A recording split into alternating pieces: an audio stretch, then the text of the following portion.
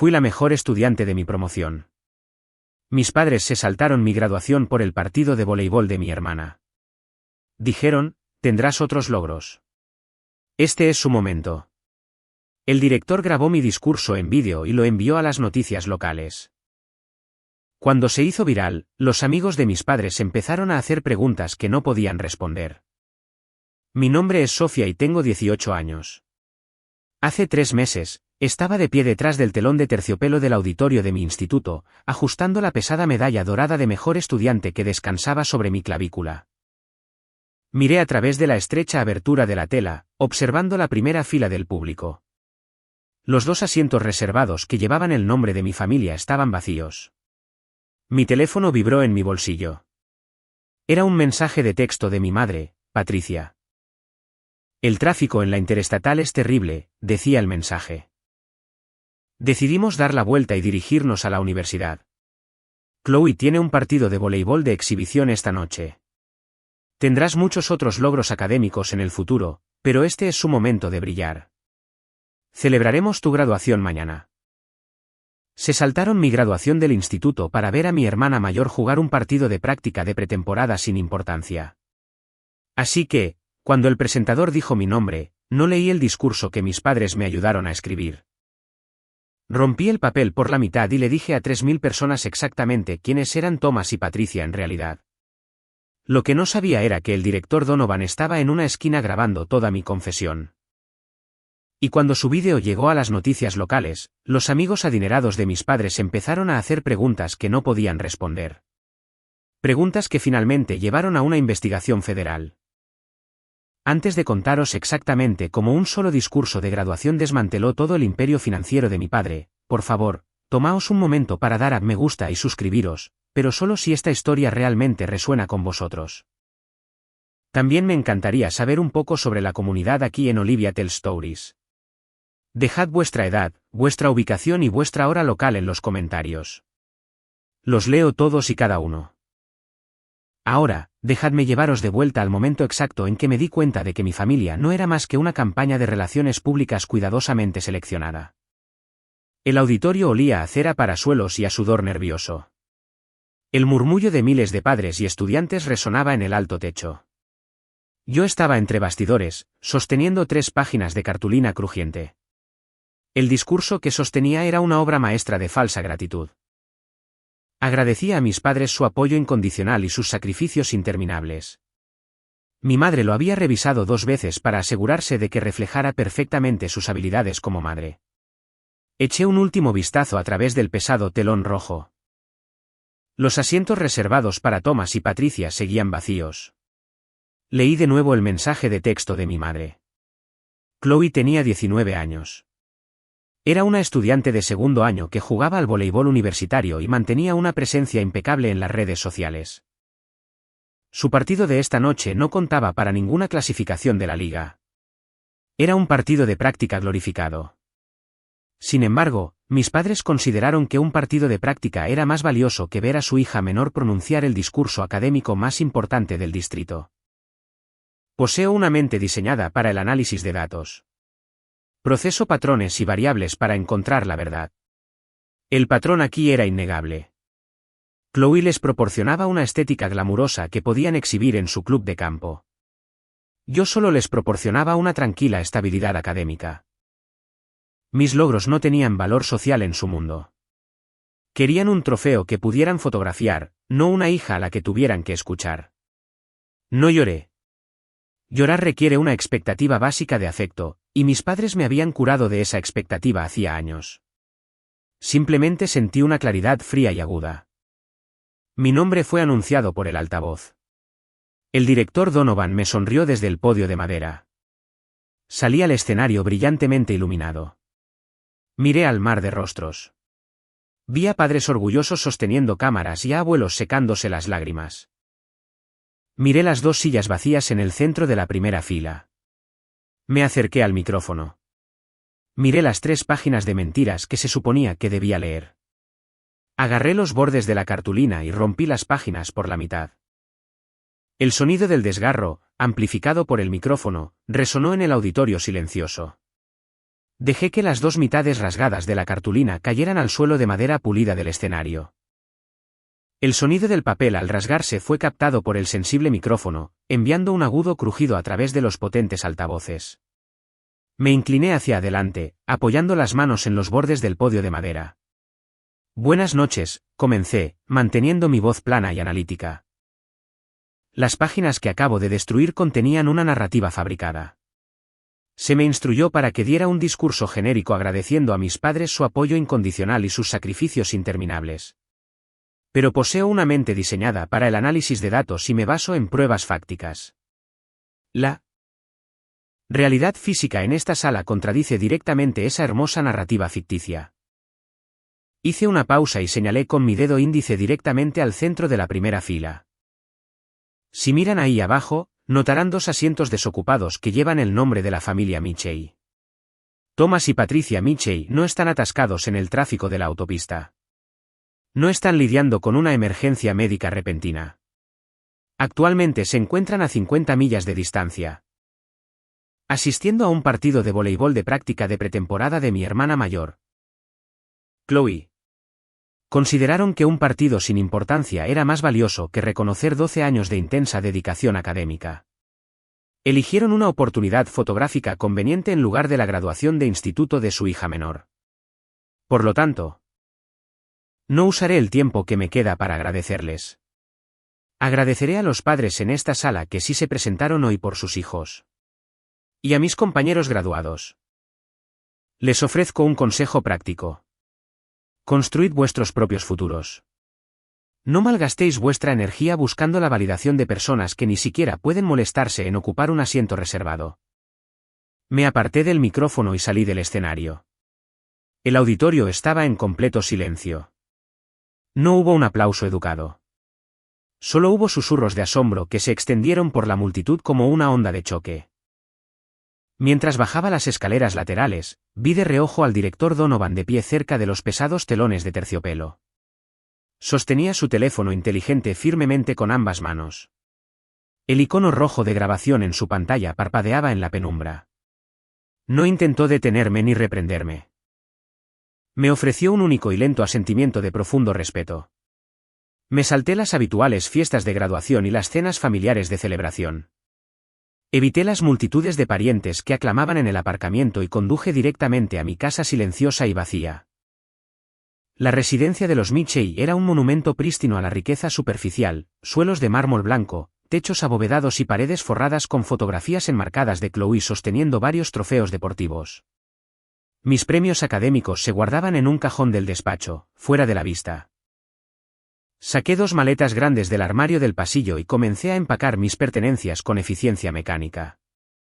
Conocía íntimamente los patrones de funcionamiento de mis padres.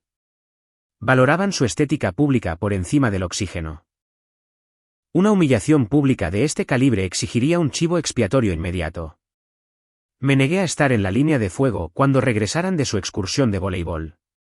Empaqué solo mi ropa práctica, mi ordenador portátil y mis documentos personales cruciales.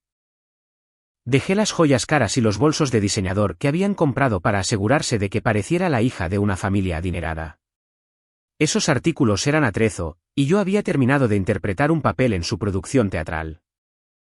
Cerré las cremalleras de las maletas, pedí un servicio de transporte compartido y dejé las llaves de mi casa sobre la fría isla de granito de la cocina.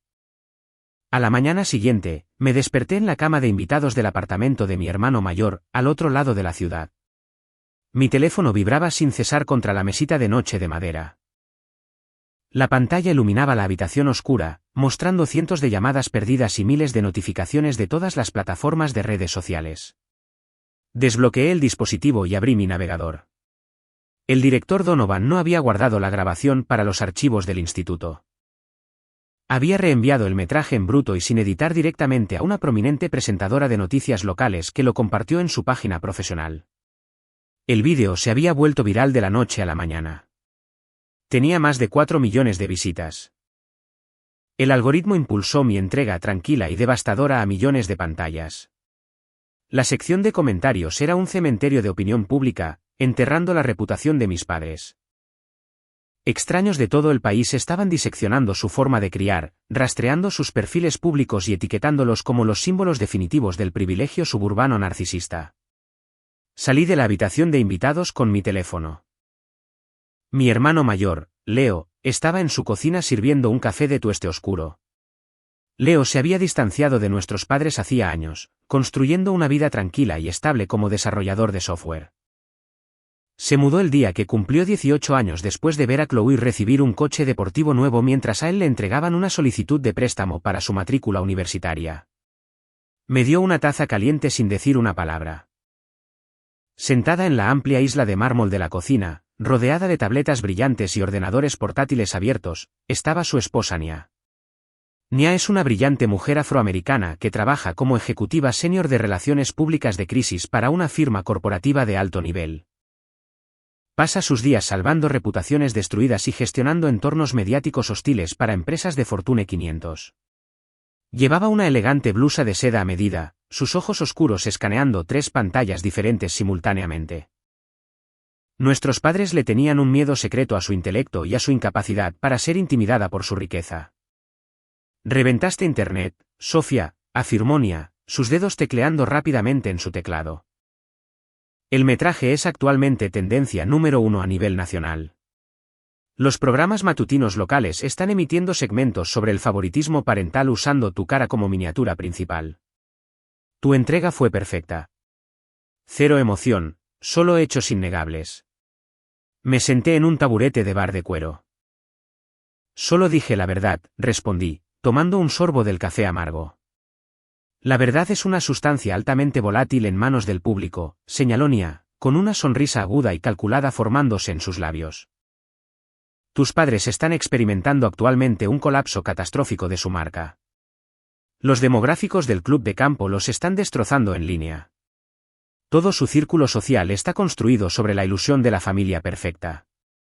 Esa ilusión está actualmente ardiendo hasta los cimientos. Van a tomar represalias. Justo en ese momento, mi teléfono móvil se iluminó sobre la encimera de mármol. El identificador de llamadas mostraba el nombre de mi madre. Nia se estiró, tocó la pantalla, contestando la llamada y activando la función de altavoz. Nos hizo un gesto a Leo y a mí para que permaneciéramos en silencio. Patricia no preguntó si estaba a salvo. No expresó ni una onza de arrepentimiento por abandonarme en mi noche de graduación. Has perdido la cabeza, Sofía, chilló mi madre a través del altavoz. Su voz era estridente y frenética, resonando contra los modernos azulejos de la cocina. Somos tendencia en las redes sociales por todas las razones equivocadas. Beatrice Harrington acaba de cancelar nuestro partido de tenis del fin de semana y la junta del club de campo le envió a tu padre un correo electrónico formal sobre nuestra conducta familiar. Nos humillaste delante de todo el distrito. Mi teléfono no ha parado de sonar. Nos has hecho parecer monstruos. Me quedé mirando la pantalla brillante del teléfono. Solo señalé unas sillas vacías, Patricia, dije, mi voz permaneciendo tranquila y firme. Vuestra ausencia os humilló. Yo solo proporcioné el micrófono. Una voz más profunda y pesada se apoderó de la línea. Thomas le había arrebatado el teléfono a mi madre. No utilizó su encantadora personalidad de negociación corporativa.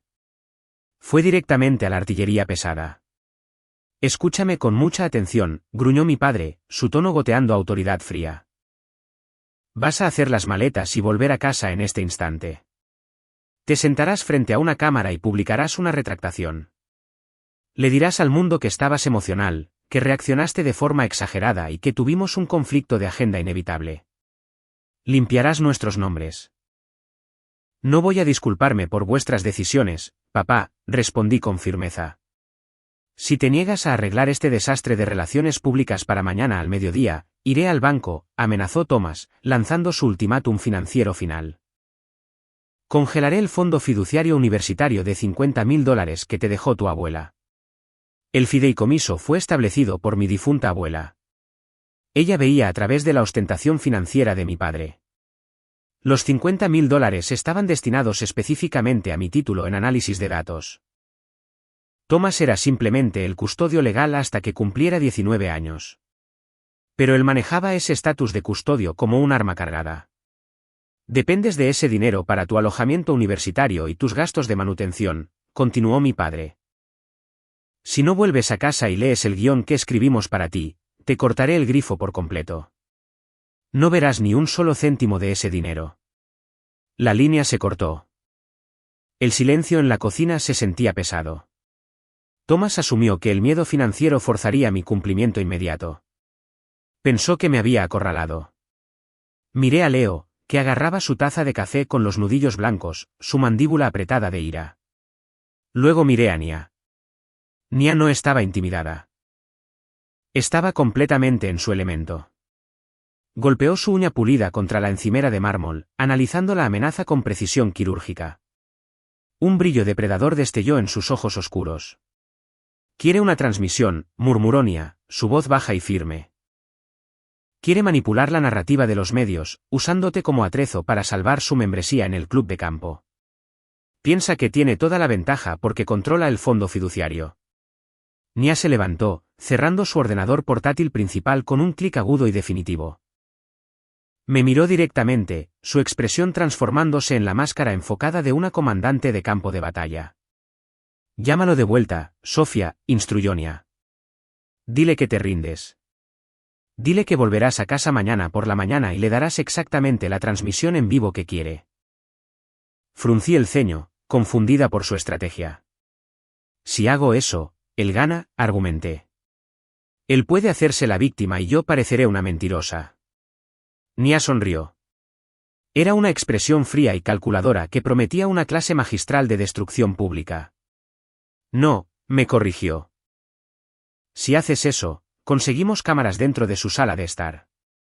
Y una gerente de relaciones públicas de Crisis sabe que una cámara de televisión en vivo es el arma más mortífera del mundo si controlas secretamente el guión.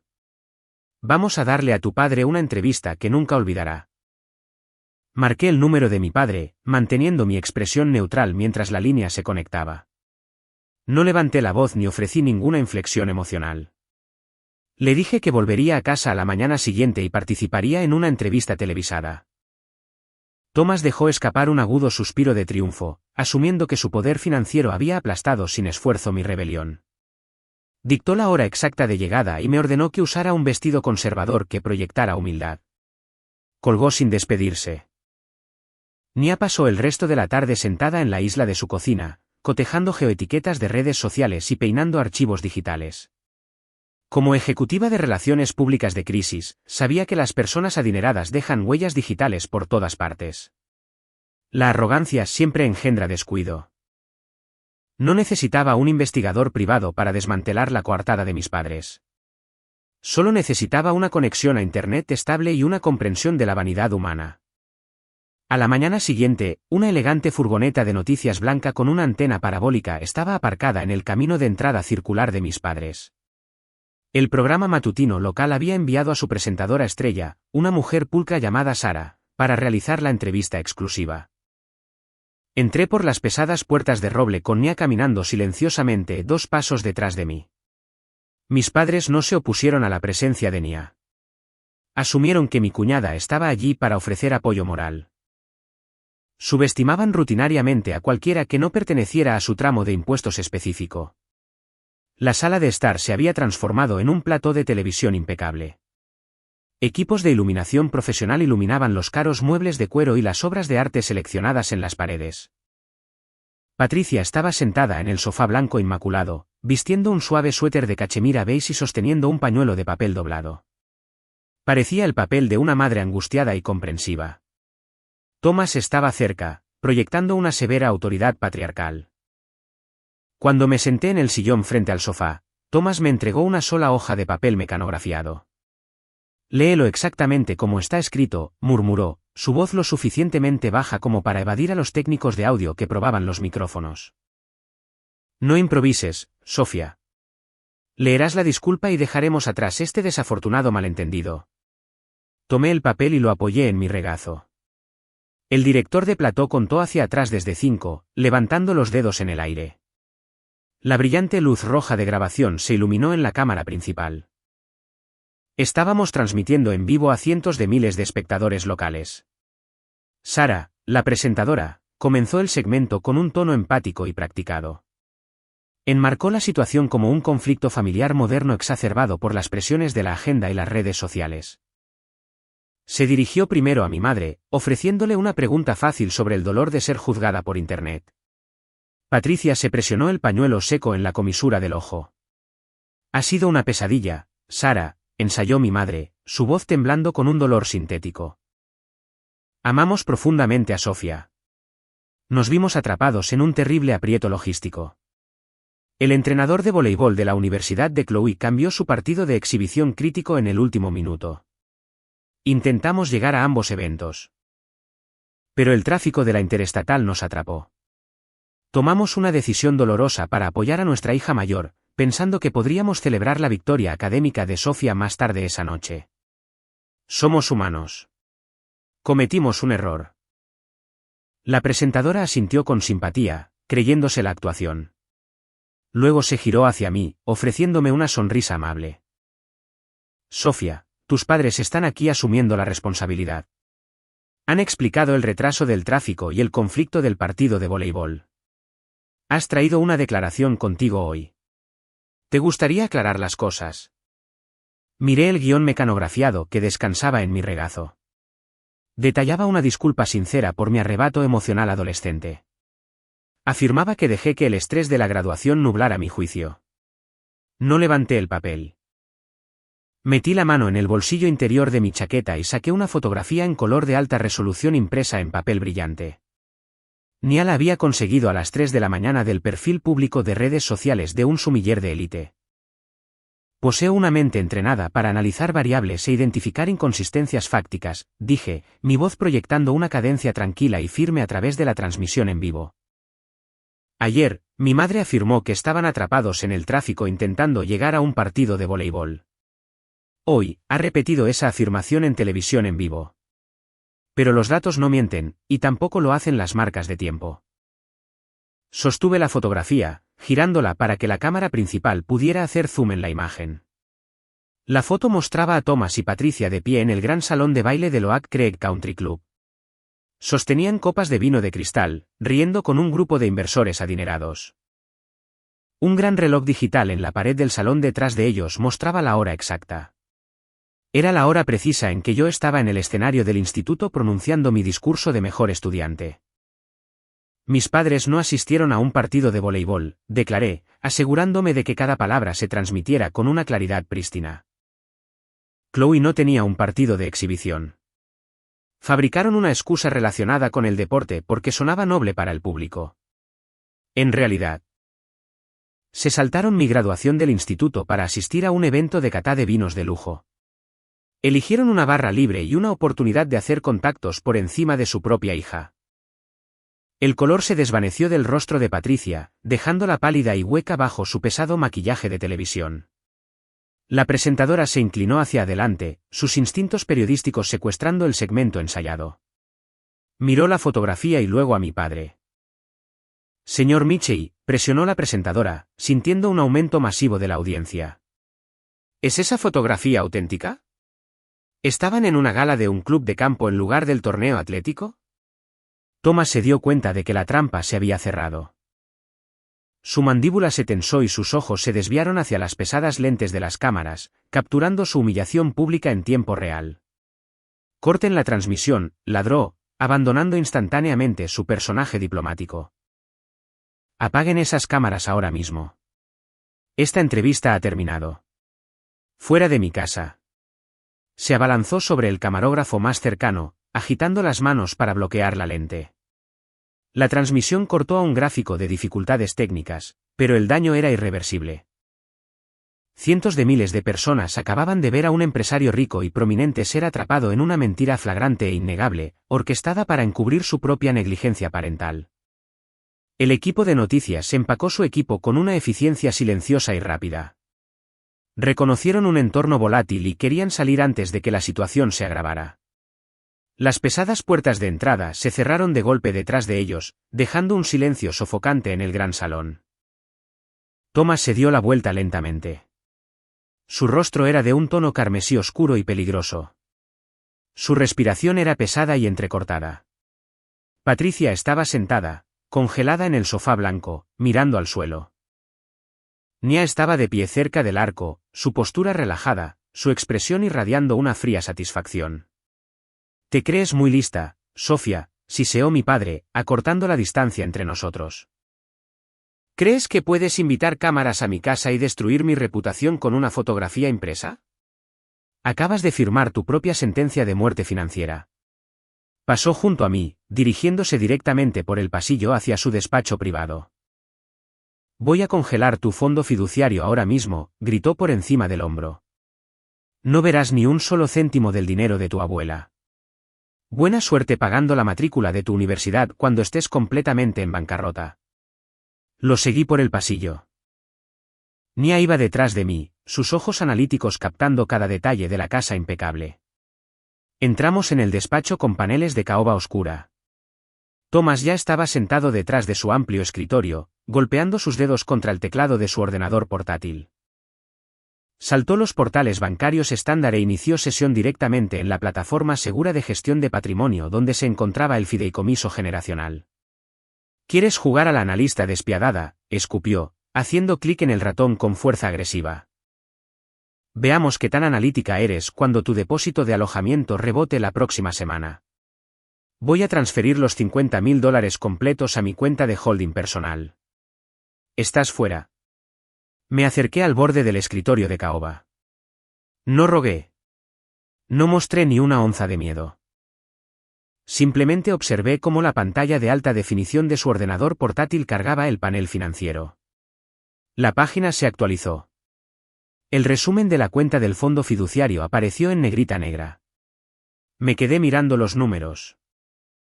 Mis ojos escanearon las columnas de datos, procesando la información más rápido de lo que mi padre podía leerla. El saldo disponible actual no mostraba $50.000. El saldo indicaba $0. Thomas se congeló, su mano flotaba sobre el ratón del ordenador, su dedo índice temblando. Miró la pantalla como si los números digitales estuvieran escritos en un idioma extranjero. Me incliné sobre el escritorio, observando el libro de transacciones detallado debajo del saldo vacío. Los fondos no habían sido transferidos hoy. El dinero no había sido congelado ni reubicado en una cuenta de ahorros de alto rendimiento en un repentino ataque de ira parental. El libro mayor mostraba una serie de 5 retiros distintos, de $10.000 cada uno. Las transacciones se iniciaron en rápida sucesión. Revisé las marcas de tiempo en el libro mayor digital. El retiro final se procesó hace exactamente 6 meses. El dinero había desaparecido mucho antes de que yo rompiera mi discurso de graduación. La habitación se volvió increíblemente silenciosa.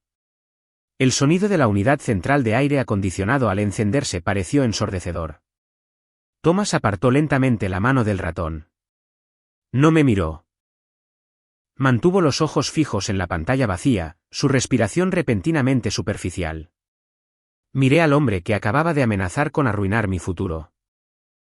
Poseía un salario corporativo de 6 cifras, una flota de vehículos de lujo y una membresía en un club de campo que requería una cuota anual asombrosa. Sin embargo, su panel financiero privado revelaba una realidad aterradora. ¿Dónde está el dinero de mi abuela, papá?, pregunté. Mi voz ya no era plana. Tenía el filo agudo y cortante de un investigador que descubre la escena de un crimen. Thomas tragó saliva. Extendió la mano y cerró el portátil de golpe. Un gesto inútil para ocultar pruebas que yo ya había memorizado. Hubo un error administrativo, tartamudeó, su tono corporativo seguro reemplazado por el tono vacilante de un sospechoso acorralado. El banco debe haber reasignado los activos durante la última revisión trimestral. Haré una llamada al gestor de cartera mañana. No se retiran $50.000 en incrementos estructurados de $10.000 para reasignar un activo, declaré, describiendo la definición exacta de estratificación financiera. Se estructuran los retiros para evitar activar los umbrales de información federales. Eso no es un error administrativo. Eso es ocultación activa. Nia entró en el despacho, apoyándose en el pesado marco de la puerta de madera. Tenía los brazos cruzados. La gerente de Relaciones Públicas de Crisis acababa de cambiar de marcha para convertirse en una investigadora de fraude corporativo. Los hombres ricos no roban de los fondos fiduciarios de sus hijos a menos que sus cuentas principales se estén desangrando, observó Nia, su tono conversacional pero letal. ¿Qué estás ocultando, Thomas? Mi padre agarró los bordes de su escritorio de caoba. Fuera de mi despacho, ordenó, su voz carente de autoridad real. Ambas, haced vuestras cosas y salid de esta casa. No necesité que me lo dijeran 2 veces. Tenía los datos en bruto. Tenía las marcas de tiempo. Y sabía que cuando un hombre como Thomas Mitchell recurre a robar a su propia sangre, está tratando de alimentar un déficit mucho mayor y más peligroso. Me di la vuelta y salí del despacho con Nia justo a mi lado. El drama de la graduación había terminado. La búsqueda de los $50.000 desaparecidos acababa de comenzar. El viaje de regreso al apartamento de mi hermano estuvo envuelto en un silencio sofocante. Nia agarraba el volante de cuero de su sedán, con los ojos fijos en la carretera. Yo estaba sentada en el asiento del copiloto, viendo cómo el perfil de la ciudad se desdibujaba tras la ventana salpicada de lluvia. No hablamos de la desastrosa entrevista de televisión. No analizamos la mirada pálida y hueca en el rostro de mi padre cuando el equipo de cámaras recogió su equipo. Ya estaba procesando la siguiente secuencia de variables. Mi abuela había asegurado ese fondo fiduciario con un marco legal a prueba de hierro. Romper ese marco requería un esfuerzo deliberado y calculado. Un hombre como Thomas Mitchell no soporta la fricción de romper un fideicomiso legal a menos que esté acorralado por una deuda apremiante e inmediata. Leo estaba paseando por el suelo de madera de su sala de estar cuando entramos por la puerta principal. Me miró a la cara y se detuvo. Conocía a nuestros padres mejor que nadie. Conocía el silencio específico que seguía a su tipo de guerra psicológica. ¿Congeló la cuenta?, preguntó Leo, apoyándose en la isla de la cocina. No la congeló, respondí, colocando mi ordenador portátil sobre la mesa del comedor. La vació hace 6 meses. El saldo es 0. Leo se apartó de la encimera de mármol, su mandíbula se tensaba más con cada segundo que pasaba. Cogió su teléfono, listo para marcar el número de un prominente litigante corporativo que conocía de su empresa de software. Lo llevaremos a los tribunales, declaró Leo, su tono duro e inflexible. Presentaremos una orden judicial de emergencia. Citaremos sus registros bancarios y congelaremos sus activos personales antes de que pueda ocultar el rastro de papel. Puse mi mano sobre su teléfono, empujándolo suavemente hacia la encimera. No se puede citar a un fantasma, le dije. Si Thomas movió $50.000 de un fideicomiso educativo restringido, no los depositó en su cuenta corriente principal. Los estratificó. Los pasó a través de un laberinto de entidades fantasma para sanear la transacción. Un abogado requiere un anticipo y semanas de investigación para encontrar ese dinero. Yo solo necesito una conexión a Internet. Abrí mi ordenador portátil. La pantalla iluminó la habitación oscura, proyectando un pálido resplandor azul sobre la mesa. Nia se acercó y se sirvió un vaso de agua con gas, acercando una silla a mi lado. Reconoció el cambio en mi postura. Ya no estaba interpretando el papel de la hija traicionada. Era una analista de datos mirando una base de datos corrupta. Mi padre poseía un salario de 6 cifras y una profunda arrogancia con respecto a su propio intelecto. Creía que su riqueza creaba una fortaleza impenetrable alrededor de sus acciones. Pero su higiene digital era notablemente descuidada. Durante años, obligó a toda nuestra familia a compartir un único plan de almacenamiento en la nube unificado porque prefería pagar una sola factura mensual consolidada. Lo usaba para sincronizar su tableta, su teléfono y el escritorio de su oficina en casa. Asumió que yo carecía de la competencia técnica para navegar por las capas encriptadas más profundas de esa unidad compartida.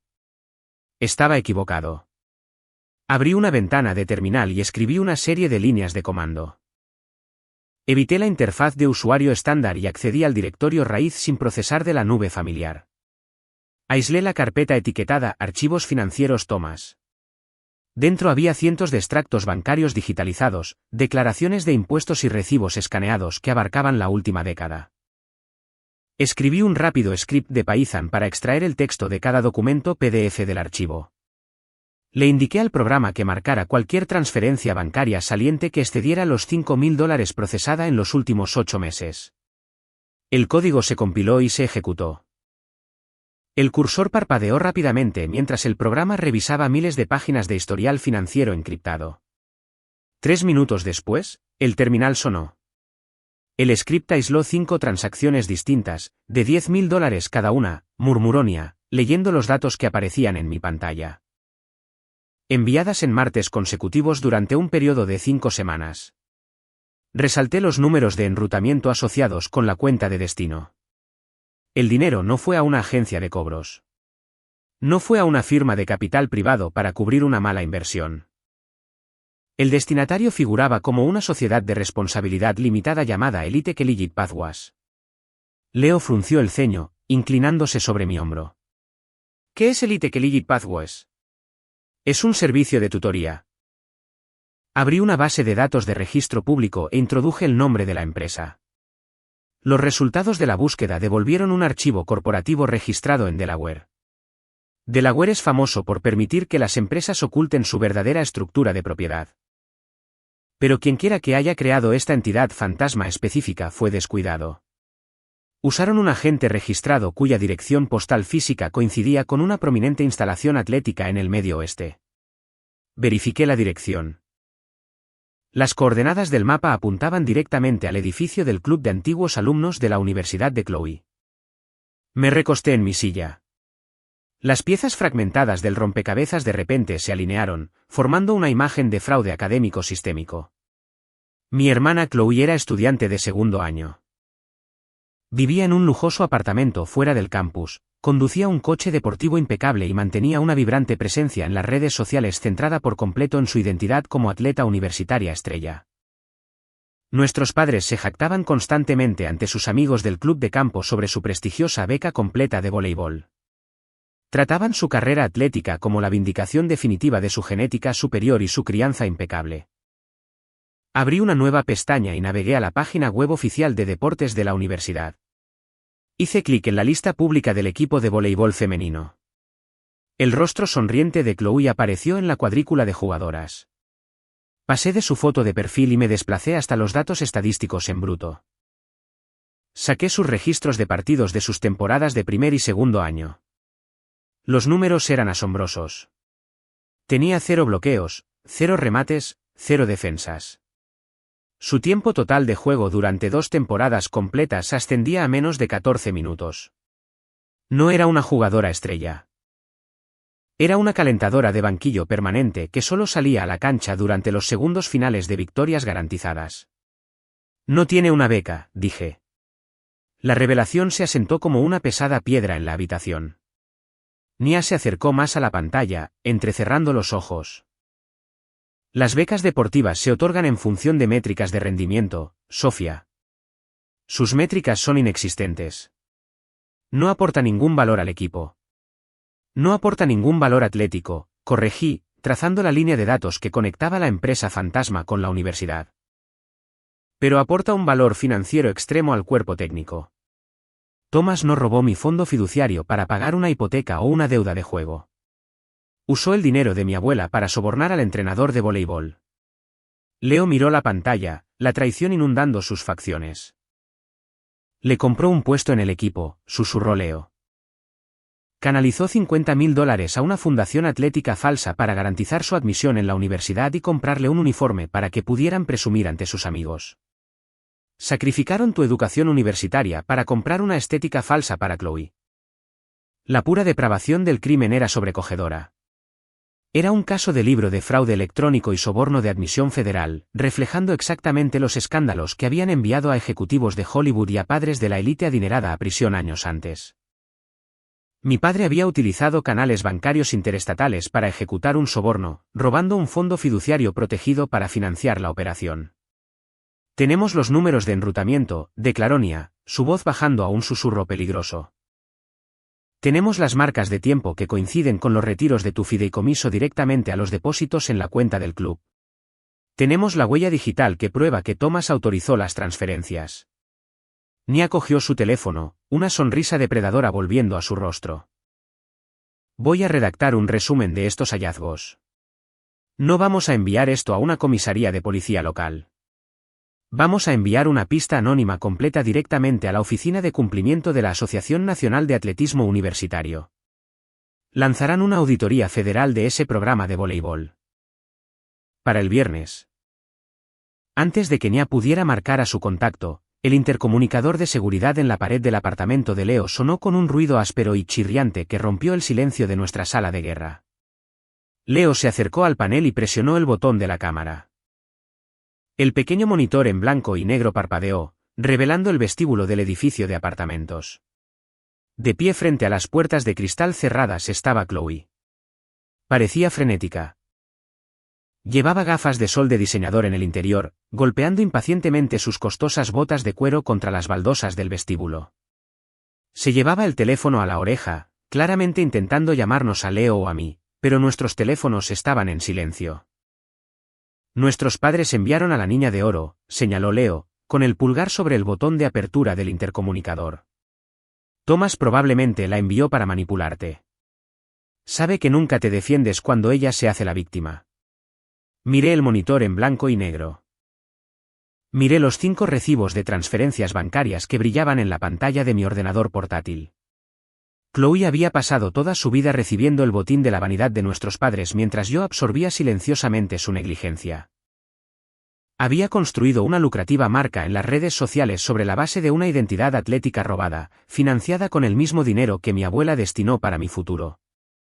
Déjala subir, dije, cerrando la ventana del terminal en mi portátil y abriendo un documento en blanco. Leo presionó el botón de apertura. Las pesadas puertas del vestíbulo se abrieron con un clic en el monitor. Escuchamos los engranajes del ascensor rechinar mientras la cabina ascendía a nuestro piso. No sentí el nudo familiar de ansiedad que generalmente acompañaba la presencia de mi hermana. Los datos me habían inmunizado contra su manipulación emocional. Un golpe seco resonó en el apartamento. Leo abrió la puerta. Chloe entró, trayendo el olor a perfume caro y una energía frenética al espacio tranquilo. No saludó a su hermano. No reconoció a Nia. Fijó sus ojos directamente en mí. Llevaba un bolso de diseñador nuevo e impecable colgado del hombro. El herraje dorado brillaba bajo las luces colgantes de la cocina. Era una pieza de edición limitada que se vendía por al menos $4.000. Quita el vídeo, Sofía, exigió Chloe. Su voz con el tono estridente y autoritario de una mujer a la que nunca le habían dicho que no. Estás arruinando mi vida.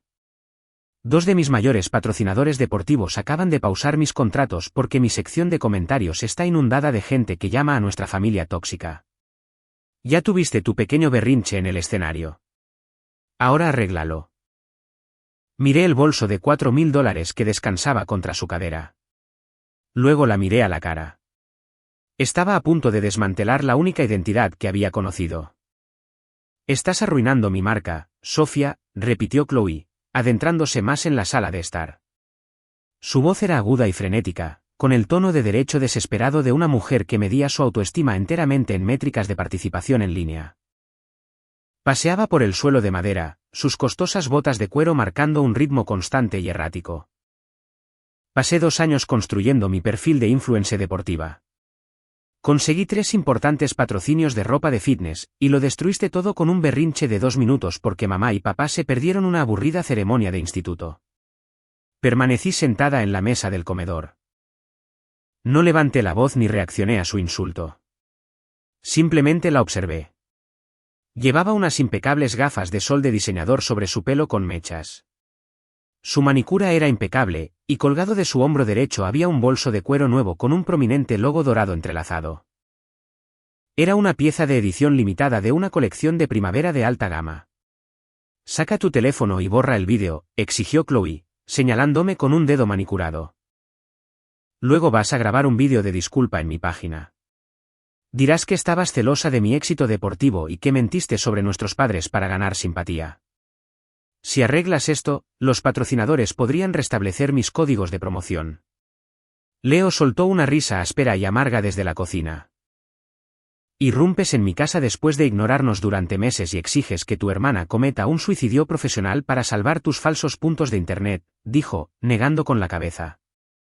Eres exactamente como Thomas. Cállate, Leo, espetó Chloe, girando su mirada hacia nuestro hermano mayor. Nunca entendiste lo que se necesita para mantener una imagen pública de élite. Tú y Sofía solo os sentáis a escribir código y mirar hojas de cálculo. No sabéis cómo funciona el mundo real. Mantuve mis ojos fijos en el herraje dorado de su nuevo bolso. Sé exactamente cómo funciona el mundo real, Chloe, dije, mi voz baja y analítica, haciendo que la habitación se quedara en silencio. Por ejemplo, sé que ese bolso específico se vende por $4.000 antes de impuestos. También sé que tu patrocinador deportivo principal pausó tu contrato esta mañana. Y sé que Thomas congeló sus tarjetas de crédito ayer para prepararse para una batalla legal repentina. Así que las variables matemáticas no cuadran. ¿Cómo te permitiste un artículo de lujo de $4.000 hoy? Chloe se cruzó de brazos, una sonrisa engreída y superior extendiéndose por su rostro. Cayó en el cebo con una previsibilidad sin esfuerzo. Nunca podía resistir la oportunidad de alardear de su percibido estatus de élite. No necesito las tarjetas de crédito de nuestros padres, y no necesito patrocinadores de ropa baratos, se jactó, su tono goteando arrogancia. Soy una atleta universitaria de primer nivel. La universidad cuida de sus jugadoras estrella. Recibo un estipendio atlético exclusivo de una fundación privada. Depositan directamente los fondos en mi cuenta personal cada mes para asegurar que pueda mantener mi estilo de vida y concentrarme en mí. ¿Entrenamiento? Nia se inclinó en su silla, sus ojos oscuros se entrecerraron, un estipendio atlético. Nia repitió la frase, saboreando las implicaciones legales. La Asociación Nacional de Atletismo Universitario tiene regulaciones increíblemente estrictas con respecto a los pagos directos en efectivo a atletas aficionados. Una fundación privada no puede simplemente darle a una estudiante de segundo año miles de dólares para comprar bolsos de diseñador. Pueden si eres una recluta prioritaria designada, respondió Chloe, sacando su teléfono del bolsillo para demostrar su superioridad. Desbloqueó la pantalla y abrió su aplicación de banca móvil. Quería humillarnos con su independencia financiera. Se acercó a la mesa del comedor y me plantó la pantalla brillante directamente en la cara. Mira el libro mayor, se burló. Recibí un depósito de $4.500 ayer por la tarde. Gané ese dinero por ser la mejor jugadora del equipo.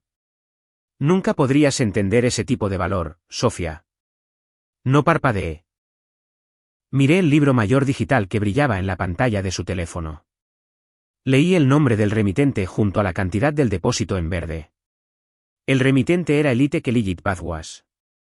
Lentamente, aparté su mano. Giré la cabeza y miré la ventana del terminal que todavía estaba abierta en la pantalla de mi ordenador portátil. Las 5 transferencias bancarias salientes del fondo fiduciario de mi abuela se mostraban en un texto blanco y nítido sobre el fondo negro. La cuenta de destino del dinero robado del fideicomiso era la misma entidad exacta. Volví a mirar a mi hermana. La sonrisa engreída todavía estaba pegada en su rostro. Realmente creía que era una estrella.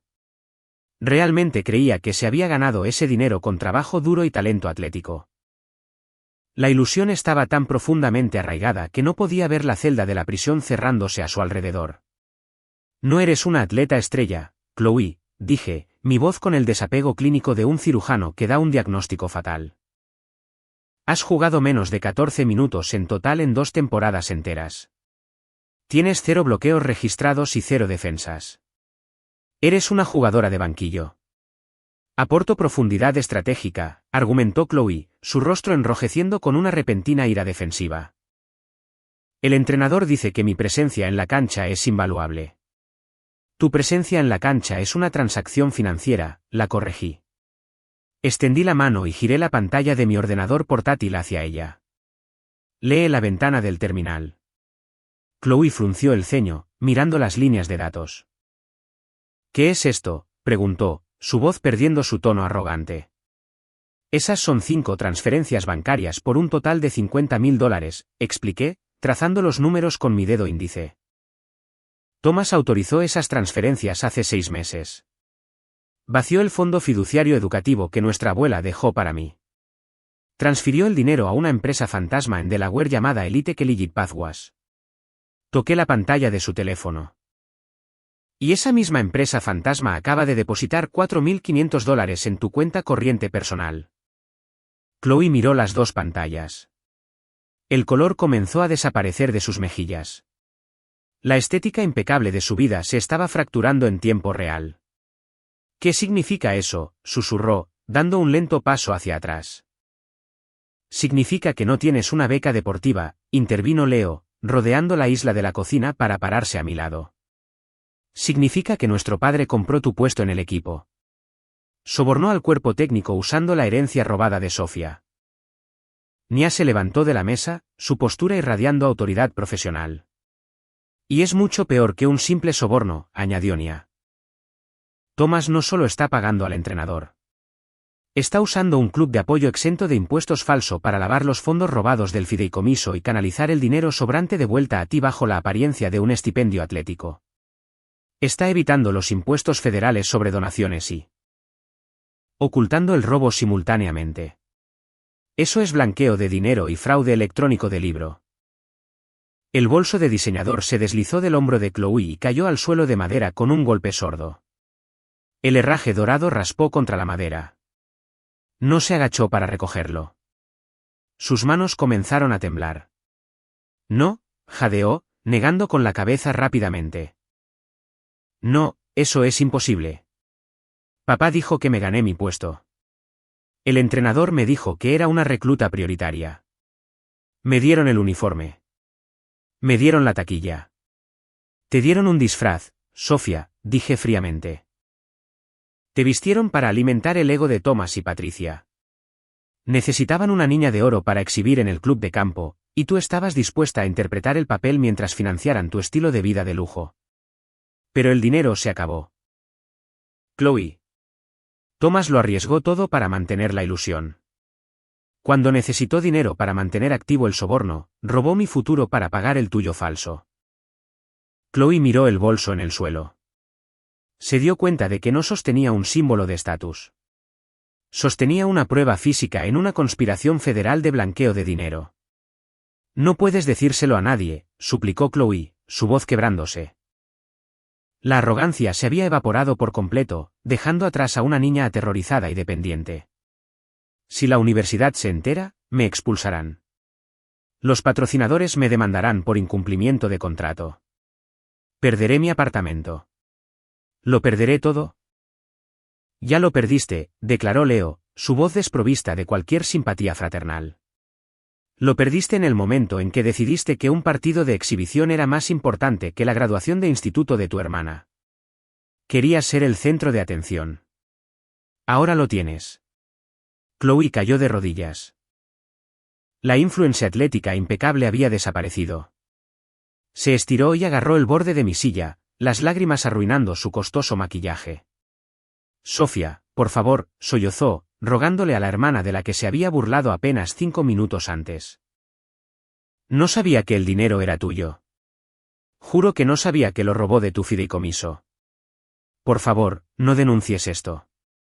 Devolveré el bolso. Te transferiré el dinero. Solo borra los archivos. Eres mi familia. La miré. Recordé estar de pie detrás del telón de terciopelo, sosteniendo mi discurso de mejor estudiante roto. Recordé los asientos vacíos. Recordé el mensaje de texto que me decía que esperara mi turno porque Chloe necesitaba brillar. No eres mi familia, dije, asestando el golpe final con absoluta precisión.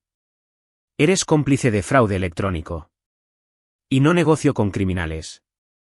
Empujé mi silla hacia atrás, obligándola a soltar su agarre. Me levanté y me alejé de la mesa del comedor. Chloe permaneció en el suelo, llorando sobre su bolso de diseñador, dándose cuenta de que toda su existencia era una ficción criminal. Nia cogió su propio ordenador portátil y se acercó a la isla de la cocina. Abrió un documento seguro en blanco, sus dedos flotando sobre el teclado. Estoy redactando el informe de cumplimiento ahora mismo, anunció Nia, su tono cambiando a pura guerra corporativa.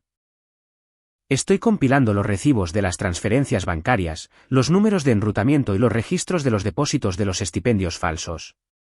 Enviaré todo el dossier al Comité de Ética de la Asociación Nacional de Atletismo Universitario. A la Junta de Directores de la Universidad y a la Oficina Federal de Investigación. Nia comenzó a teclear. El rápido chasquido de las teclas sonaba como un reloj de cuenta atrás marcando los últimos segundos del imperio de la familia Michei. La trampa estaba completamente tendida. La niña de oro estaba destruida. Ahora era el momento de dejar caer el martillo federal sobre el arquitecto de toda la operación. Chloe permaneció en el suelo de madera del apartamento, con las manos agarrando las correas de su bolso de diseñador de $4.000. El peso absoluto de la inminente destrucción legal la paralizó. Durante 19 años, había flotado por la vida sobre un colchón de fondos robados y prestigio fabricado. Nunca había enfrentado una sola consecuencia genuina. Ahora se enfrentaba directamente a una conspiración federal de blanqueo de dinero, y carecía de la resiliencia psicológica para procesarlo. «Levántate», ordenó Leo, su voz aguda y desprovista de cualquier calidez familiar persistente. «Estás invadiendo la propiedad. Coge tu mercancía robada y sal por esa puerta antes de que llame a la seguridad del edificio para que te escolten a la acera». Chloe levantó la vista hacia su hermano mayor. Tenía los ojos rojos e hinchados, el rímel corriendo por sus mejillas en líneas oscuras e irregulares. Abrió la boca, intentando formular otra excusa u otra súplica de piedad, pero la fría indiferencia en la postura de Leo la silenció. Lentamente se levantó del suelo. No volvió a mirarme. Salió del apartamento, con los hombros caídos, su impecable estética atlética hecha añicos en 1.000.000 de pedazos irreparables. Leo cerró la pesada puerta detrás de ella y echó el cerrojo. El silencio volvió a la habitación, pero ya no era un silencio tenso. Era la quietud concentrada de una sala de guerra, preparándose para un golpe final y definitivo. Nia ya estaba sentada en la isla de la cocina, sus dedos volando sobre el teclado. «Tenemos los libros mayores financieros y los números de enrutamiento de las transferencias», declaró, sus ojos oscuros escaneando la pantalla. «Pero los investigadores federales se ocupan de miles de casos de fraude al año. Si queremos que prioricen a Thomas y al cuerpo técnico de la universidad, necesitamos entregarles una intención explícita y documentada. Necesitamos la comunicación que establece el soborno». Me volví a sentar en la mesa del comedor y acerqué mi ordenador portátil. «Thomas es arrogante», respondí, abriendo de nuevo la ventana del terminal. Los hombres arrogantes siempre documentan sus propios crímenes porque nunca creen que nadie sea lo suficientemente inteligente como para atraparlos. Evité las carpetas financieras generales en la nube familiar e inicié una búsqueda profunda en el sistema. Me centré en las copias de seguridad de correo electrónico archivadas que mi padre mantenía sincronizadas en la unidad. Escribí una consulta específica buscando correspondencia entre Thomas y el departamento de deportes de la universidad. Filtré los resultados para resaltar cualquier mensaje que contuviera las palabras fundación, estipendio o colocación prioritaria enviado durante la ventana exacta de 5 semanas en que mi fondo fiduciario fue vaciado. El algoritmo de búsqueda procesó los datos durante 40 segundos. Una sola carpeta apareció en mi pantalla con la etiqueta Contribuciones filantrópicas. Abrí la carpeta. Contenía una secuencia de 12 correos electrónicos intercambiados entre mi padre y un hombre llamado Richard Sterling. Sterling era el entrenador principal del equipo de voleibol femenino de la universidad. Abrí el primer correo electrónico de la cadena y leí el texto en voz alta a la sala. Thomas escribió el siguiente mensaje: la cuota inicial de $10.000 se ha liquidado en la cuenta de su fundación esta mañana. Espero que a Chloe se le entregue su equipo oficial y se le conceda acceso completo a las instalaciones de entrenamiento de élite para el lunes. Hice clic en el siguiente mensaje que detallaba la respuesta del entrenador. El entrenador Sterling respondió, confirmando la transacción: la fundación reconoce la generosa donación, señor Michei. Chloe está oficialmente listada en la lista de atletas activos. ¿Cómo se discutió? Comenzaremos a dirigir el estipendio mensual de manutención a su cuenta personal el próximo semestre para asegurar que se mantenga su estilo de vida universitario. Era un quid pro quo flagrante e innegable. Thomas había comprado explícitamente un puesto en el equipo usando dinero robado, y el entrenador había acordado lavar una parte de ese soborno de vuelta a Chloe bajo la apariencia de una beca deportiva. Habían reducido un prestigioso programa deportivo universitario a un mercado negro transaccional. Nia se paró detrás de mi silla, leyendo la pantalla. Una sonrisa fría y depredadora se dibujó en sus labios. Pusieron toda la conspiración por escrito, susurró. Es asombrosamente estúpido. Exporta esos correos electrónicos, Sofía. Conviértelos en formatos de documentos seguros e inalterables. Ejecuté el comando, aislando la cadena de correos electrónicos y los recibos de transferencia bancaria correspondientes. Compilé los datos en un solo archivo encriptado y lo transferí al servidor seguro de Nia. Nia volvió a su puesto de trabajo. Como ejecutiva de relaciones públicas de crisis, entendía la mecánica del pánico institucional mejor que nadie. Sabía que presentar una denuncia policial estándar en una comisaría local resultaría en meses de retrasos burocráticos. Un detective local archivaría la documentación y los abogados de la universidad enterrarían la investigación en interminables mociones legales. No vamos a ir a la policía, explicó Nia, formateando los documentos en un dossier ejecutivo altamente profesional. Las universidades son entidades corporativas de miles de millones de dólares. Se preocupan por la reputación de su marca y su financiación federal por encima de todo. Si les obligas a elegir entre proteger a un entrenador corrupto y proteger su dotación institucional, amputarán el miembro corrupto sin dudarlo. Simplemente tenemos que forzar su mano. Nia redactó un informe de cumplimiento exhaustivo y fulminante. No usó lenguaje emocional. Usó terminología legal fría y precisa. Describió la transferencia fraudulenta de $50.000 de un fideicomiso educativo protegido. Detalló los números de enrutamiento exactos de la empresa fantasma. Adjuntó la cadena de correos electrónicos que probaba que el entrenador principal participó activamente en un esquema de soborno de admisión. No envió el dossier desde su dirección de correo electrónico personal. Enrutó la transmisión a través de un servidor proxy encriptado en el extranjero, asegurando que la fuente permaneciera completamente anónima. Dirigió el paquete digital al jefe de cumplimiento de la universidad, al presidente de la Junta de Regentes y a un contacto específico que mantenía en la División de Delitos de Cuello Blanco de la Oficina Federal de Investigación. Nia presionó la tecla de retorno. La pantalla parpadeó, confirmando la transmisión. La carga útil digital desapareció en la red, llevando el poder de arrasar con todo el mundo de mi padre. Ahora esperamos, dijo Nia, cerrando su ordenador portátil. La burocracia se mueve lentamente, pero el pánico se mueve a la velocidad de la luz.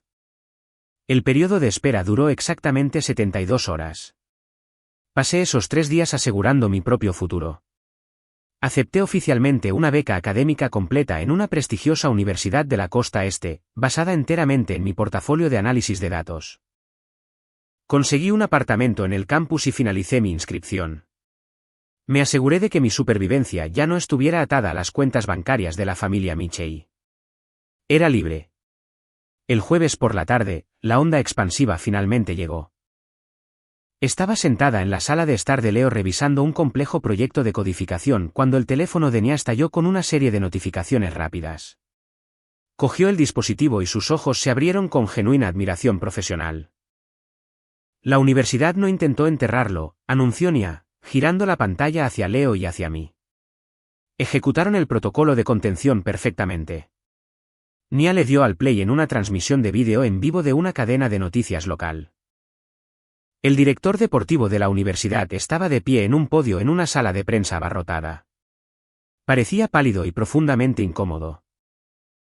Leyó una declaración preparada anunciando que el entrenador principal del programa de voleibol femenino había sido puesto en licencia administrativa inmediata pendiente de una investigación conjunta interna y federal sobre graves irregularidades en el reclutamiento.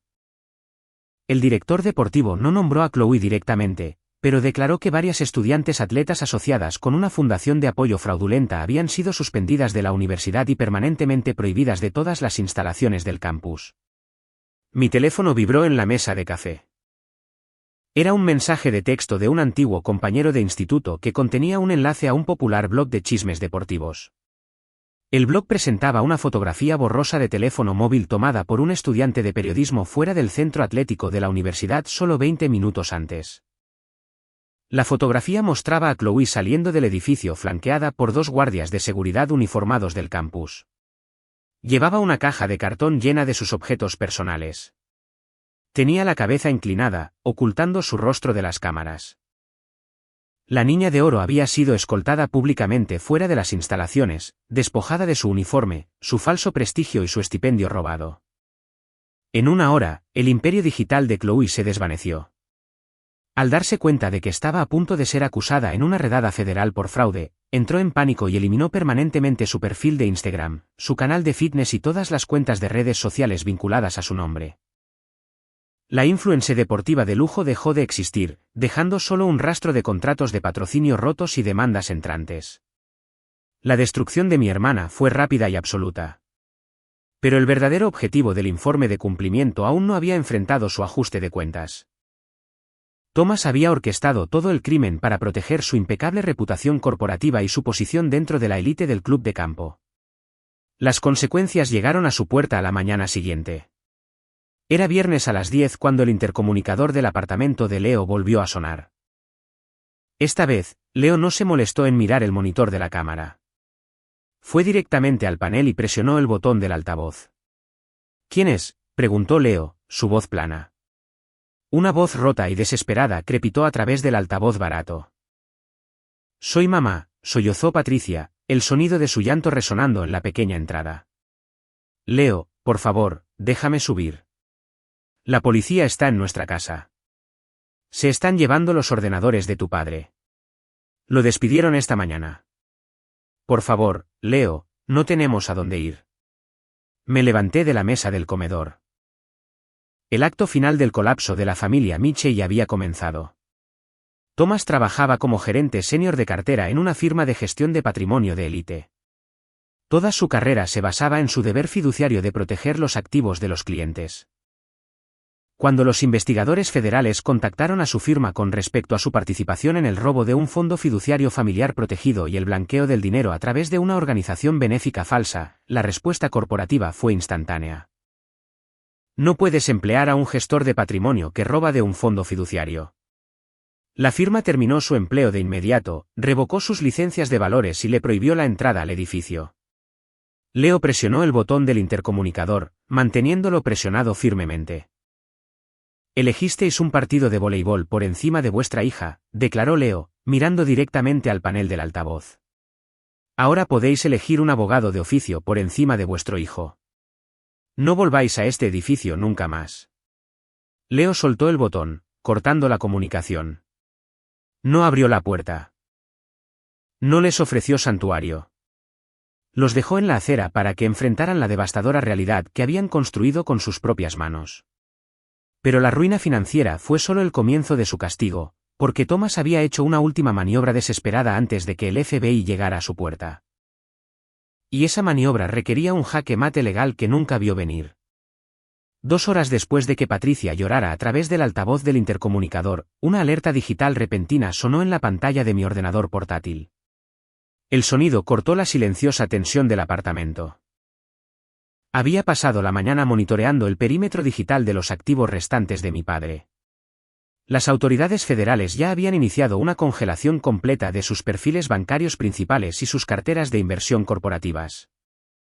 Cuando un criminal de cuello blanco pierde el acceso a la liquidez digital, inevitablemente recurre a los activos físicos. Buscan cualquier cosa que puedan empeñar, vender o intercambiar para asegurar un anticipo para un abogado defensor. Abrí la notificación. Era un correo electrónico automatizado de una prominente red de concesionarios de coches usados ubicada en las afueras de la ciudad. El correo electrónico era un mensaje de servicio al cliente estándar confirmando una cita de tasación en curso. Cuando cumplí 17 años, pasé 14 meses haciendo entrada de datos freelance y tutorías de matemáticas avanzadas. Ahorré cada dólar que gané para comprar un sedán fiable. Como era menor de edad en el momento de la transacción, Thomas insistió en que el vehículo se registrara a su nombre. Afirmó que era un paso necesario para reducir la prima del seguro. Pagué el coche en efectivo, pero mi padre tenía el título legal. Vinculé mi dirección de correo electrónico personal al portal de mantenimiento del concesionario para hacer un seguimiento de los cambios de aceite y las rotaciones de neumáticos. Thomas se olvidó de ese vínculo digital. Actualmente estaba en la sala de exposición de un concesionario intentando liquidar mi coche por dinero en efectivo inmediato para financiar su defensa criminal. Giré la pantalla del ordenador portátil hacia Leo y Nia. Está intentando vender mi coche, declaré, manteniendo mi voz plana. Necesita dinero contante para contratar a un abogado antes de que la acusación federal sea oficialmente revelada. Leo entrecerró los ojos, mirando la dirección del concesionario en la pantalla. El título está a su nombre, señaló Leo, su mandíbula tensándose. Legalmente, tiene derecho a firmarlo para el concesionario. Si sale de esa sala de exposición con un cheque de caja, nunca volveremos a ver ese dinero. Nia no dudó. Cogió su teléfono y marcó un número que conocía de memoria. No llamó a la policía. Llamó al socio principal del bufete de litigios corporativos que contrataba para su agencia de relaciones públicas. Habló en frases cortas y rápidas, describiendo una maniobra legal específica. Cuando terminó la llamada, cogió su gabardina de diseñador del respaldo de su silla. «Coge tu abrigo, Sofía», instruyó Nia, sus ojos oscuros brillando con una fría brillantez táctica. «Mi abogado nos encontrará en el concesionario en 20 minutos. Trae un notario móvil con licencia y una pila muy específica de papeles. Thomas cree que puede liquidar tu propiedad para salvarse. Vamos a mostrarle cómo es una verdadera incautación de activos». Condujimos a través de la intensa lluvia de la tarde en el sedán de Nia. El concesionario era una enorme estructura de vidrio y acero rodeada de filas de vehículos pulidos. Aparcamos cerca del taller y entramos por las puertas correderas de cristal en la luminosa sala de exposición. El aire olía a cuero sintético y a productos químicos agresivos para limpiar el suelo. Vi a Thomas de inmediato. Estaba de pie cerca del mostrador de tasación, discutiendo con el gerente de ventas. Los trajes impecables a medida y el aura de superioridad corporativa habían desaparecido. Llevaba una camisa de botones arrugada. Su pelo plateado estaba despeinado. Una fina capa de sudor nervioso cubría su frente. Agarraba una carpeta de manila que contenía el título del vehículo, inclinado sobre el mostrador y exigiendo al gerente que agilizara la transacción. «Necesito el cheque ahora mismo», insistió Thomas, su voz con un tono agudo de pánico. «La tasación está terminada. El coche está en perfectas condiciones. Transfieran los fondos o emitan el cheque. No tengo tiempo para esperar un retraso de procesamiento estándar». El gerente de ventas parecía incómodo, sosteniendo un portapapeles y tratando de mantener una distancia profesional. «Señor, nuestra política corporativa requiere una verificación de antecedentes estándar del título para asegurar que no haya embargos ocultos antes de que emitamos un pago de este tamaño».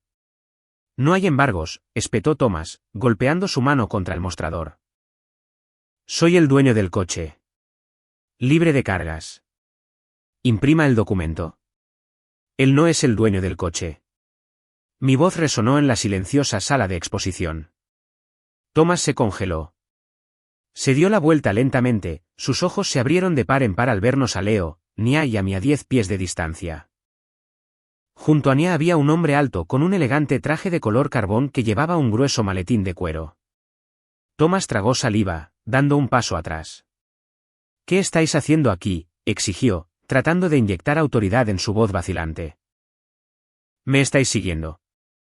Esto es acoso. Estoy realizando negocios privados». Avancé, deteniéndome a pocos pies de él. «Estás intentando vender un vehículo que compré con mi propio salario», respondí, mi tono clínico y desapegado. «Estás tratando de robarme por segunda vez porque tu primer robo resultó en una investigación federal». Thomas se burló, mirando al gerente de ventas para desacreditarnos. «No la escuchen. Es una adolescente resentida. Mi nombre está en el título. El Estado me reconoce como el único propietario legal». El hombre del traje de carbón dio un paso adelante, abriendo su maletín de cuero. Extrajo una gruesa pila de documentos legales impresos en papel de alta calidad. Los colocó directamente en el mostrador de tasación, cubriendo la documentación del concesionario. «El Estado también reconoce el concepto de malversación civil y el incumplimiento del deber fiduciario», declaró el abogado, su voz con la profunda autoridad resonante de un litigante experimentado. «Mi nombre es Marcus Vance. Represento a Sofía. La Oficina Federal de Investigación se está encargando actualmente de sus cargos de fraude electrónico y soborno universitario. Eso es un asunto federal. Pero robar $50.000 de un fondo fiduciario educativo protegido mientras se actúa como custodio designado es un delito grave a nivel estatal. Thomas miró los documentos, el color restante se desvaneció de su rostro. Vance golpeó un bolígrafo de plata pulida contra la página superior. Esto es una orden judicial ex parte de emergencia y una demanda civil lista para ser presentada en el Tribunal Supremo del Estado en los próximos 5 minutos. Si presento este documento, el Estado iniciará una investigación criminal separada sobre su robo del fideicomiso de Sofía. Los fiscales estatales no ofrecen acuerdos de culpabilidad a los hombres que roban las herencias de sus propios hijos. Cumplirá condena en una penitenciaría estatal antes de que su juicio federal siquiera comience. Además, esta orden judicial congelará la venta de este vehículo al instante. Thomas miró al gerente de ventas, que ya había retrocedido 3 pasos, queriendo cero participación en una confrontación de fraude federal y estatal. Thomas miró a Leo, que se erguía como un muro de piedra bloqueando la salida. Finalmente, miró a Anya. ¿Qué queréis?, susurró Thomas, la lucha drenándose de su postura. Sus hombros se hundieron, la ilusión del patriarca intocable estaba muerta. Nya dio un paso adelante. Queremos que el libro mayor esté equilibrado, respondió, su voz gélida y precisa. Robaste $50.000 de Sofía. Actualmente tienes el título de su coche. Tú y Patricia también tenéis aproximadamente $60.000 en capital restante en vuestra residencia principal antes de que el banco ejecute la hipoteca. Vance sacó un documento específico de la pila y lo deslizó hacia Thomas. Esto es una escritura de renuncia de propiedad, explicó Vance. Al firmar este documento, transferirás legalmente tu capital restante en la propiedad residencial directamente a Sofía y Leo. También firmarás la transferencia del título del vehículo, cediendo la propiedad del coche de vuelta a Sofía. Entregarás las llaves ahora mismo. Thomas miró la escritura de renuncia. Si firmo la renuncia del capital de la casa, no me queda nada, dijo ahogadamente, sus manos temblando. No puedo permitirme un abogado defensor. El banco se quedará con la casa a finales de mes de todos modos. ¿Dónde se supone que vamos a vivir Patricia y yo? Miré al hombre que había ignorado mi graduación de instituto para beber vino en un club de campo. Miré al hombre que había drenado mi futuro para financiar una estética falsa para una hermana que me despreciaba. Podéis alquilar una habitación individual encima de una lavandería, dije, pronunciando el destino exacto que él mismo había construido. Podéis estar de pie durante 9 horas al día para pagar la compra básica. Podéis experimentar la realidad que os habéis ganado. Firma la escritura, Thomas, ordenó Leo, su voz resonando en la sala de exposición. O el señor Vance presenta la demanda civil y pasas esta noche en una celda de detención estatal. Thomas cogió el bolígrafo de plata, su mano temblaba tanto que apenas podía agarrar el barril de metal. Se inclinó sobre el mostrador de tasación y firmó su nombre en la escritura de renuncia. Firmó la transferencia del título del vehículo. No leyó la letra pequeña. Sabía que no le quedaba ningún poder para negociar. Cuando las firmas estuvieron completas, la notaria móvil dio un paso adelante. Selló los documentos con un pesado clic mecánico, presionando su sello oficial en el papel. La transacción era legalmente vinculante. La riqueza restante de la familia Mitchell acababa de ser legalmente absorbida para pagar una deuda robada. Thomas dejó caer el bolígrafo. Metió la mano en el bolsillo, sacó las llaves del coche y las dejó sobre el mostrador. No dijo una palabra. Se dio la vuelta y caminó hacia las puertas correderas de cristal. Salió a la intensa lluvia sin paraguas, abandonando el concesionario a pie. No tenía coche. No tenía casa. No tenía familia. Era un fantasma caminando hacia una tormenta de acusaciones federales. Cogí las llaves. El metal frío se sentía pesado y permanente en mi mano. Miré a Leo y Nya. La guerra había terminado oficialmente. Salimos de la sala de exposición, dejando los documentos firmados en las capaces manos de Vance.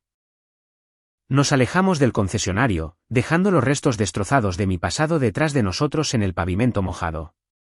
El aire dentro del coche se sentía diferente ahora. Se sentía como oxígeno. Se sentía como libertad.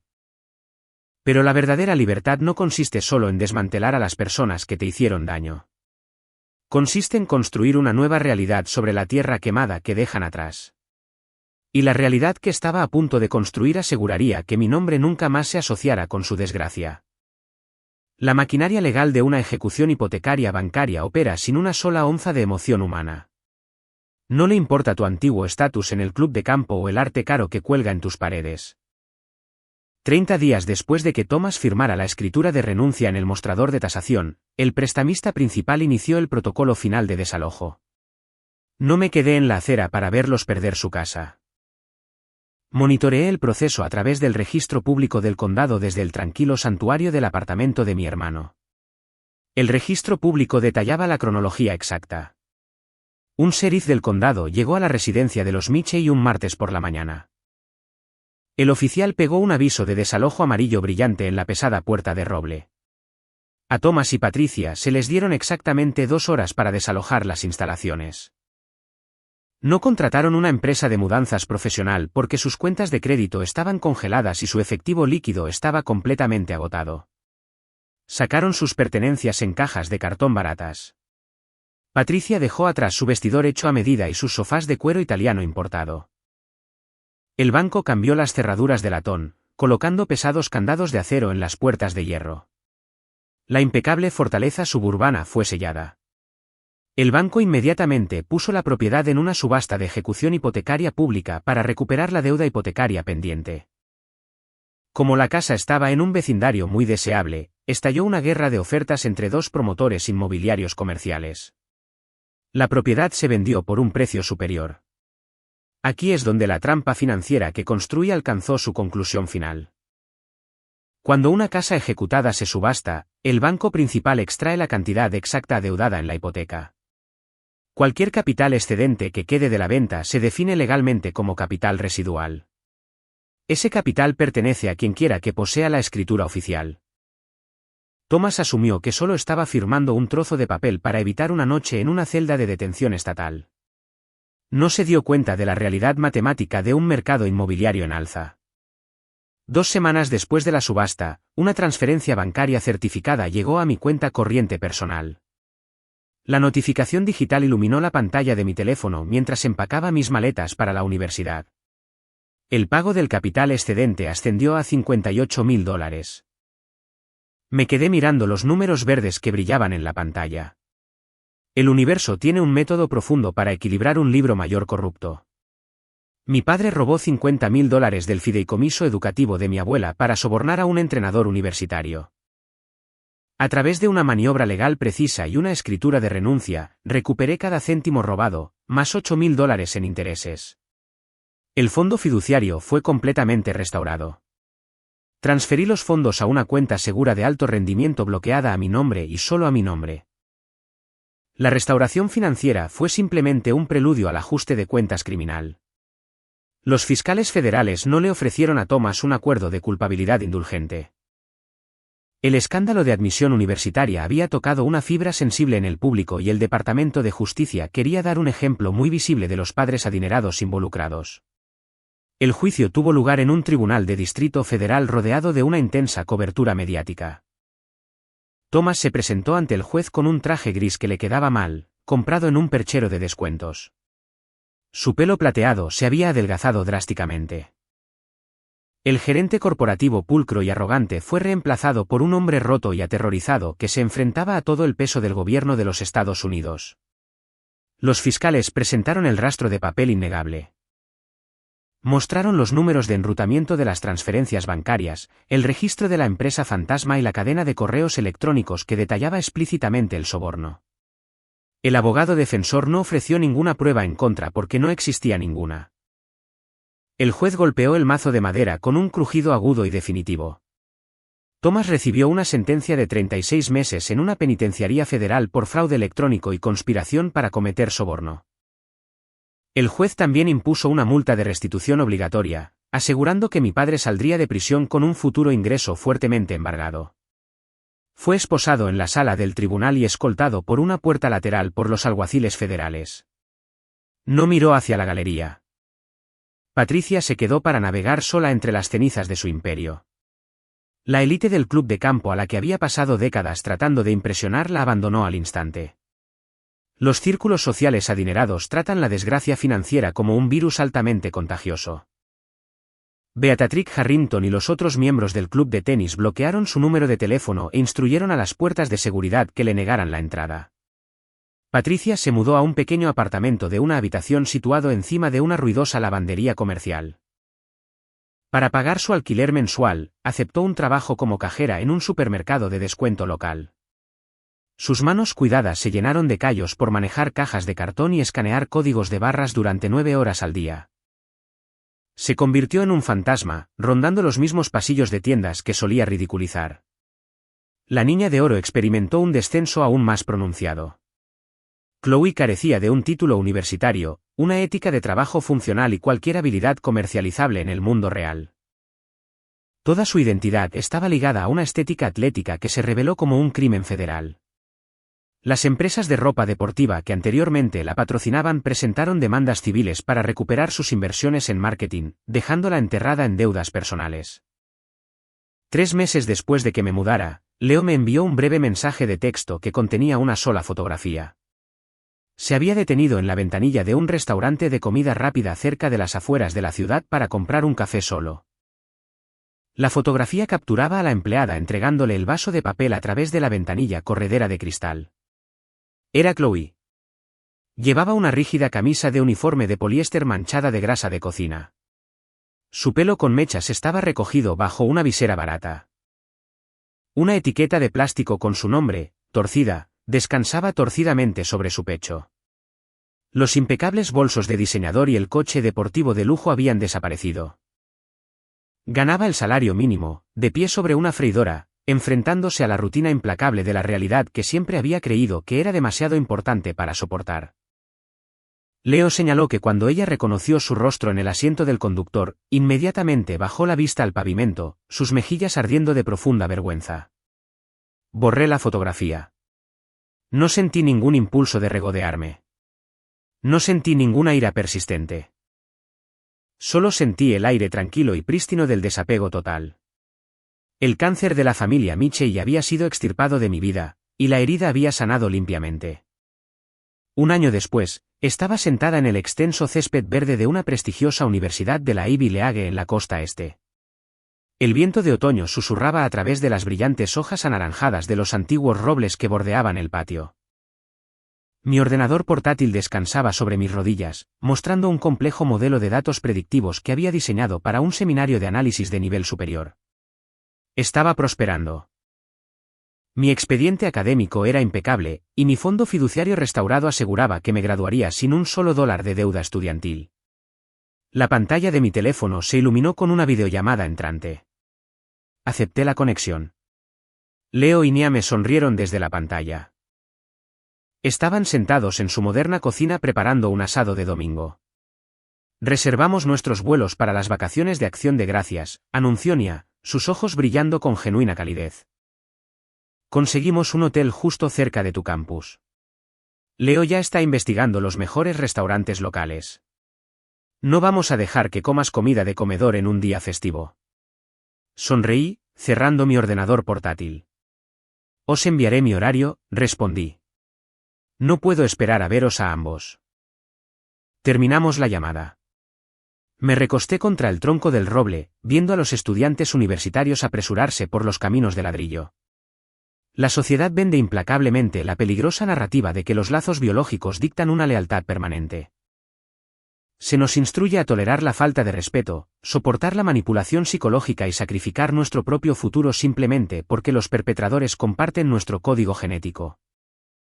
Se nos dice que la familia es un vínculo inquebrantable, incluso cuando ese vínculo nos está asfixiando activamente. Mi viaje demostró que esa ideología es una mentira sistémica. La relación de sangre es una lotería biológica. No le otorga a nadie el derecho automático de explotar tus recursos, robar tus logros o exigir tu silencio. Cuando las personas que se supone que deben protegerte ven tu existencia como una inconveniencia o una cuenta bancaria, posees el derecho absoluto de cortar el cordón. No les debes a tus abusadores un asiento en tu mesa. No les debes una disculpa por negarte a interpretar un papel secundario en su obra de teatro fabricada. Establecer un límite a prueba de hierro no es un acto de crueldad. Es el acto definitivo de autopreservación. Me alejé de una familia que adoraba una ilusión y construí un genuino imperio de paz usando los mismos datos que intentaron enterrar. La historia que acabamos de recorrer nos deja con 5 leyes innegables de supervivencia. Primero, la genética no dicta la lealtad. Compartir un apellido es una coincidencia biológica, no un contrato legal vinculante para el maltrato. Si las personas que te criaron tratan tu existencia fundamental como una inconveniencia para sus contactos, no les debes nada más que tu ausencia permanente. Segundo, los datos son el ecualizador definitivo contra la manipulación. Los individuos tóxicos dependen del caos emocional y el gaslighting verbal para mantener su control. Cuando eliminas tus reacciones emocionales y sigues la huella digital, la verdad siempre se revela. Un rastro de papel impecable desmantela incluso las mentiras corporativas más caras. Tercero, una estética construida sobre el fraude inevitablemente colapsará bajo su propio peso. Valorar la percepción pública por encima del carácter genuino crea un castillo de naipes muy frágil. Cuando los individuos priorizan una imagen de club de campo o métricas de redes sociales por encima de la decencia humana, su destrucción final se convierte en una certeza matemática. Cuarto, el silencio es un arma estratégica muy efectiva. Cuando se nos provoca, el instinto humano natural es gritar y discutir, pero gritar solo alimenta el ego de un abusador. El verdadero poder reside en permanecer en silencio, reunir las pruebas financieras y atacar los cimientos estructurales de su imperio sin una sola advertencia. Quinto, la independencia financiera es la forma más alta de autodefensa. Los narcisistas utilizan con frecuencia el dinero como una correa para forzar el cumplimiento inmediato. Asegurar tus propios activos, comprender tus derechos legales y negarte a estar atado financieramente a personas tóxicas es la única forma de garantizar tu libertad. Gracias por escuchar mi viaje desde el escenario del auditorio hasta una vida de total independencia. Si alguna vez has tenido que alejarte de parientes tóxicos para proteger tu propio futuro, quiero escuchar tu historia. Deja un comentario a continuación y comparte cómo encontraste tu libertad. No olvides darle al botón de me gusta y suscribirte a mi canal para más narrativas sobre cómo reclamar tu poder, exponer la verdad y establecer límites inquebrantables. Protege tu paz, cuida tu futuro, y nos vemos en el próximo vídeo.